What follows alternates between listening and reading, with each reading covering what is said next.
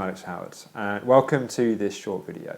So in this video I wanted to answer the question that sometimes we get asked, which is, do we have miracle recovery stories? There are other organisations that put out these apparently amazingly inspirational kind of recovery kind of stories, and you'll probably notice that we don't do that. The answer is yes, miracle recovery stories do happen.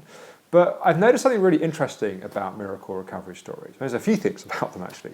One of the things that I've noticed is that miracle recovery stories don't always last. That we're much more interested in sustainable recovery, where someone builds a solid, stable foundation over time. Because it's a little bit like something that's overvalued in the stock market. Something can shoot up and have this massive value, and then it can come crashing back down again.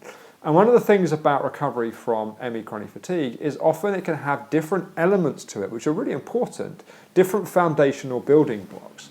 And for example, if someone suddenly turns off their maladaptive stress response, they can get loads more energy and feel fantastically better than they have done before. But if they haven't dealt with that underlying achiever pattern, one of the things that can happen is they end up doing loads of stuff and it's fantastic, and they're all these wonderful things they do, and they end up having a relapse. Because they've not dealt with one of the reasons why they got sick in the first place, which is their tendency to define themselves by how much they do and how much they achieve, but living in an unsustainable way. Now, the other thing that we've noticed about these kind of miracle recovery stories is that on one hand they can be inspiring, but on the other hand what they can do is they can lead people to searching for miracle cures. This idea that if they just find this one thing, everything will change, rather than recognizing that they need to put in place these different pieces.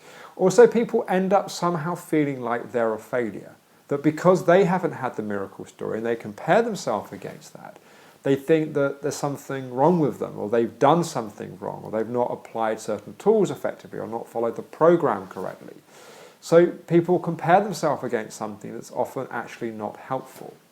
So the stories happen, and sometimes they are literally happily ever after. Often they are a bit more complicated in time.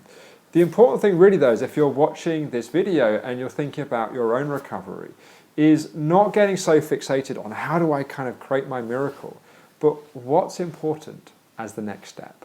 Being clear where you are, what needs to happen next, and having the patience but also the persistence to keep working with that. And the beauty is that when we eventually reach the point of recovery or someone's life being significantly improved, we look back and it does feel like a miracle in a sense, but there's a structure to that miracle. And there are many, many little steps that make up that overall path of recovery.